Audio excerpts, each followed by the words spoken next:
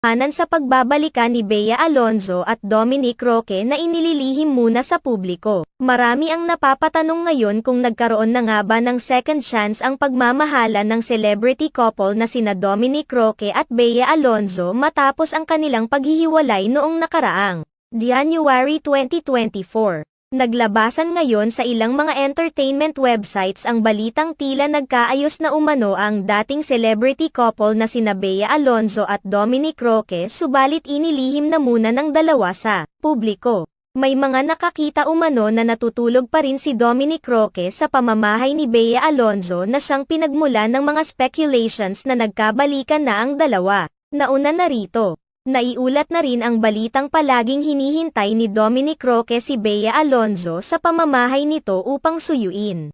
Tila nagbunga naman ang panunuyo si Dominic Roque dahil sa balitang nagkabalikan na silang dalawa. Sa